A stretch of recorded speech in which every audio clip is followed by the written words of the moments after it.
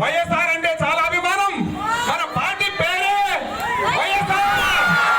మన పార్టీ పేరే వైఎస్ఆర్. ఒక వ్యక్తి పేరు మీద పార్టీ నడుస్తుందంటే ఆ వ్యక్తి దేవుడితో సమానం. అవునా?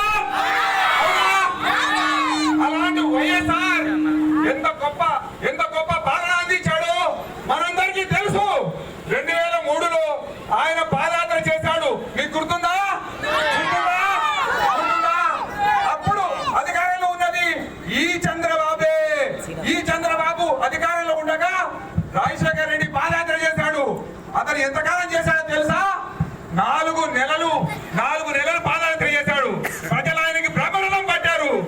అడుగడుగున అతనుకున్న అభిమానం చూసి, జన నీరాజనం చూసి, ఆ ప్రపంచం చూసి, జన సంద్రం చూసి చంద్రబాబు గడగడలాడాడు.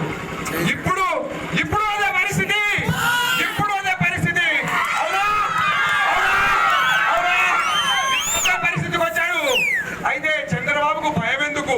అది నేను చెప్తా. ఆ కాలంలో ముఖ్యమంత్రి అయిన వైఎస్ఆర్ అనేక ఆదర్శ పథకాలను ప్రవేశపెట్టాడు.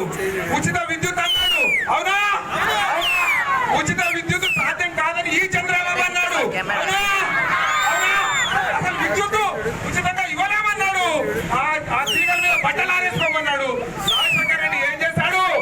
ఆ తీగలలో కరెంట్ ఇచ్చాడు. అందుకే ఆయన 20,000 పోయాడు. ఆయన ఆరోగ్యశ్రీ పెట్టాడు. 2.5 లక్షలు 3 లక్షలైన కుటుంబానికి ఉచితంగా ఇస్తా అన్నాడు. ఇచ్చాడా? వైఎస్ఆర్ ఇచ్చాడా లేదా? వైఎస్ఆర్ ఇచ్చాడు. వైఎస్ఆర్ ఆరోగ్యశ్రీ ఇచ్చాడు. ఇప్పుడు బాగా ఇస్తున్నాడు. ఇప్పుడు బాబు ఆరోగ్యశ్రీ లేదంటున్నాడు. ఆరోగ్యశ్రీకి జబ్బు చేసింది అంటున్నాడు.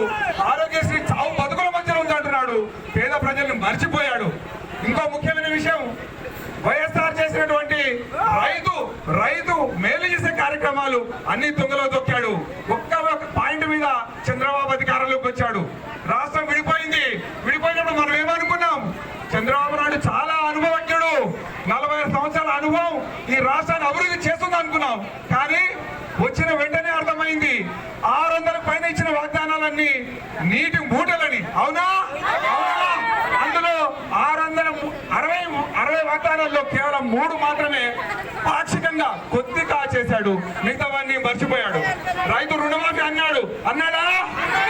మీకు అయ్యిందా రుణమాఫీ? మీకు అయ్యిందా?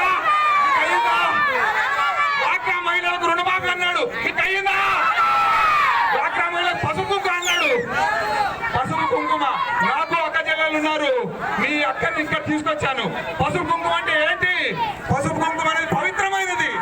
నా అక్కకు నా ఇంటికి వస్తే పసుపు కుంకుమలో నేను పేదవాడిని అయితే 50 రూపాయలు ఇస్తాను, లేక 100 రూపాయలు ఇస్తాను, 500 ఇస్తాను. కానీ పసుపు కుంకుమ కింద పోస్ట్ డేటెడ్ చెక్ ఇస్తానా? చెల్లని చెక్కులు ఇస్తానా? ఇచ్చే డబ్బుని 3 దఫాలుగా ఇస్తానా? ఇస్తే 1 దఫా మాత్రమే ఇప్పుడు వస్తుంది, మిగతా 2 ఎగ్గొట్టేస్తాడు. అలాంటి పసుపు అంటారా? పసుపు కుంకుమ అనే పవిత్రతకి చెడ్డ పేరు తెచ్చిన వాడు చంద్రబాబు. పసుపు లేదు, కుంకుమ లేదు, కుంకుమ అంతా దగా, అంతా దోపిడి, అంతా మాఫియా. ఇతను ఆర్థిక మాఫియా చేశాడు, విద్యా మాఫియా చేశాడు, ట్రావెల్ మాఫియా చేశాడు, స్త్రీల అక్రమ రవాణా మాఫియా చేశాడు. ఈ చేసిన మాఫియా రాజ్యం మధ్యలో మనం ఎవరికి ఓటేయాలి?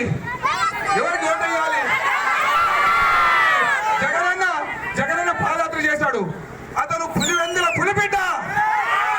మాట తప్పనాడు, మడవ తిప్పనాడు, తండ్రిని మించిన తనయుడు. తండ్రి 4 నెలలు నడిస్తే ఇతను ఎంతకాలం నడిచాడు మీకు తెలుసా? సంవత్సరం పైన నడిచాడు.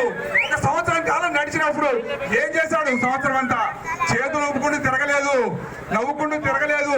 ఆ నవ్వు వెనుక ఒక కసి ఉంది. నాకు అవకాశం ఇవ్వండి, నేను మీ మధ్యలో తిరిగాను, నేను పేదవాడి మధ్య తిరుగుతూ పేదవాడిగా మారిపోయాను, పేదవాడి కష్టాలు అర్థం చేసుకున్నాను, మీకు పరిష్కార మార్గాలు కనుక్కున్నాను, మీకోసం నా దగ్గర ప్రణాళికలు ఉన్నాయి, నాకు అవకాశం ఇవ్వండి. 3 సార్లు అవకాశం ఇచ్చిన చంద్రబాబు మీకేం చేశాడో ఒక్కసారి గుర్తుపెట్టుకోండి. ఏ ఒక్క వాగ్దానం కూడా అతను నిజం చేయలేని వాడు. వాడికి మళ్ళీ ఇంకొకసారి అవకాశం ఎందుకు ఇవ్వాలి? అందుకే జగనన్నకు ఒక అవకాశం ఇవ్వండి. గుర్రానికి వేగం ఉండాలి, ఏనుగుకి బలం ఉండాలి, సైన్యాధిపతికి ప్రణాళికలు ఉండాలి, సైనికుడికి తెగింపు ఉండాలి, రాజుకి ఏముండాలి? రాజుకి కసి ఉండాలి, రాజుకు కసి ఉండాలి. అలాంటి కసి జగనన్నకు పుష్కలంగా ఉంది. అతను కేవలం ఒకటే అడుగుతున్నాడు, ఈ ప్రపంచంలో రెండు కులాలు ఉన్నాయి. నా కులం ఏంటి నాకు తెలియదు, నీ కులం ఏంటి అది నాకు తెలియదు, మీ అందరి కులాలు నాకు తెలియదు. కేవలం రెండు కులాలు, ఒకటి మంచితనం, ఒకటి చెడ్డతనం. మన కులం మంచితనం, జగనన్న కులం మంచితనం. మంచితనం. జగనన్న మతం ఏంటి? జగనన్న మతం ఏంటి? కొంతమంది అతను క్రిస్టియన్ అంటారు, అతను తిరుపతికి వెళ్తాడు. వైఎస్ఆర్ బెత్లహేంకి వెళ్ళాడు, వైఎస్ఆర్ తిరుపతి కూడా వెళ్ళాడు. ఆయన మతం జనహితం, అంటే జనులకు ఏది హితమైతే అదే అతని మతం, అదే అతని మతం. మన తత్వం ఏంటి? మన తత్వం ఏంటి? ఏ వ్యక్తి యొక్క తత్వం ఏంటి తెలుసా? జగనన్న యొక్క తత్వం ఏంటి? మానవత్వం. మానవత్వం మూర్తి భవించిన ఒక నవ యువకుడు, బడుగు బలహీన వర్గాల ఆశాజ్యోతి, నిత్య కృషి వలుడు, యువ కిషోరం. అతను ఒక మాట అన్నాడు, నాకు పులివెందుల కంటే అంతకంటే ముఖ్యమైన తాడికొండ. ఎందుకంటే పులివెందులో ఎదురు లేని వాళ్ళు వైఎస్ఆర్ జీవించినంత కాలం. ఎన్టీఆర్ ప్రపంచంలో కూడా ఓడని వ్యక్తి వైఎస్ఆర్. మీకు తెలుసా, వైఎస్ఆర్ ఎప్పుడు ఓడిపోలేదు, మొత్తం పార్టీ ఓడిపోయినా ఎన్టీఆర్ ప్రపంచంలో మిగిలిన ఒక్కడే వైఎస్ఆర్. ఆ వైఎస్ఆర్ అందుకే నాయకుడు అయ్యాడు. అలాంటి పులి కడుపును ఎవరు పుడతారు? అలాంటి పులి కడుపును ఎవరు పుడతారు? పులి మనం ఏం చేయాలి? ఆ పులిని మనం రాజులు చేయాలి, మనం పాలించాలి. మనకు పోయేదేమి లేదు.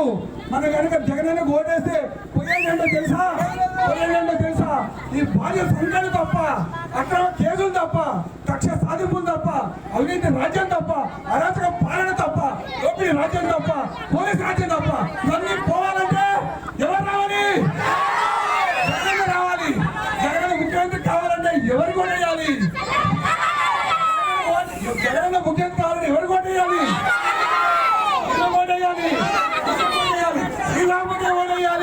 జగనన్నకు మీరు ఓటేయలేరు. మీరంతా గౌరవించండి, ఎంత గుండెలో ప్రేమించండి. జగనన్నకు ఓటేయలేరు మీరు.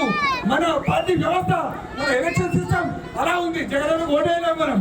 కానీ ఆయన ఎన్నుకున్న వ్యక్తులకు ఓటేయడం ద్వారా అతను ముఖ్యంగా చేయొచ్చు. అందుకే జగనన్న చెప్పాడు, మీరిద్దరు డాక్టర్లు, ఈ డాక్టర్లు ఎంతో మంచి సవాలుగా చెప్పాలంటున్నారు. ఈ అమ్మాయిని గెలిపించండి, ఈ అమ్మాయిని ఎలాగైనా రాజధానిలో గెలిపించండి. రాజధానిలో గెలిచిన వాడు తప్పకుండా రాజు అవుతాడు. ఆ రాజు మరి కనీసం 30 సంవత్సరాలు పాలిస్తాడు. 30 సంవత్సరాలు జగనన్న ముఖ్యమంత్రి. గుర్తుపెట్టుకోండి, ఆయనకు ఏ వ్యాపకం లేదు. కేవలం ప్రజలకు మేలు చేయాలి, తండ్రి ఆశ నెరవేర్చాలి, వీరిపైన పనులు పూర్తి చేయాలి. అందుకే జై శ్రీరామ, జై శ్రీరామ, జై జగనన్న, జై జగనన్న. రాజధానిలో ఏ జెండా వివరలాడుతుంది? జగనన్న వైఎస్ఆర్ జెండా వివరలాడుతుంది.